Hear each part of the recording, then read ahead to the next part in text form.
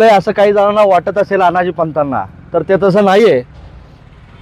आणि हे जे काही लोकांच्या म्हणजे कॉम्रेडांनी आता सांगितलं मालकांच्या फायद्यासाठी हे नोकर राबतायत आणि इतक्या वाईट पद्धतीनं राबतायत. म्हणजे वाळवा तालुका पूर्ण सिंचित झालेला तालुका आहे. तो काय कुठल्या कंपनीच्या तमाशात कोण विकासाचं तुंतुनं वाजवलं आणि आमच्या इकडे विकास सुरू झाला असं नाही आहे. याच्यासाठी संघर्ष झालेले आहेत. धरणं बांधण्यापासून ते योजना आणेपर्यंत, रान भिजवून त्यातनं पीक काढून प्रक्रिया उद्योग चालवण्यापर्यंत हे सगळी सहकाराची जी काही मुहूर्तमेढ आमच्या मागच्या लोकांनी रोवलेली होती, तो पूर्ण सहकार नाहीसा करणारा हे शक्तिपीठाचं आमच्या उरावर आता लादलेलं आहे. आणि हे लादलेलं असताना एका बाजूला वारणा आणि कृष्णेच्या धुवाबाबतलं हा शक्तिपीठ हे नेण्याचा घाट घालतायत. पूर परिस्थिती गंभीर आहे आपल्या इकडं.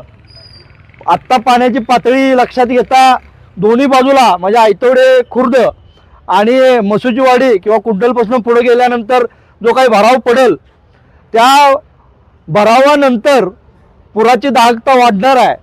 या सरकारला विजन नाही आहे, कुठल्याही प्रकारचं लोकांचं काम करण्याची वृत्ती नाही आहे.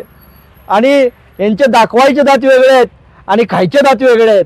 त्याच्यामुळं त्यांचे सगळे दात घशात घालण्याची ताकद या क्रांतीभूमीत आहे, हे सांगण्यासाठी आम्ही आज तहसीलदारांना जातोय. आता काही जणांनी सांगितलं की यांचे सगळे प्रयत्न हाणून पडले पाहिजेत. वास्तविक बघता हे इतके मस्तावलेले आहेत की यांना पाडून हाणलं पाहिजे. खरं तर ज्या मोजणीच्या वेळी ते इथं येतील त्यावेळी गुडघ्यातनं पाय काढला जाईल, एवढंच मी इथं सांगतो आणि थांबतो. जय हिंद, जय महाराष्ट्र.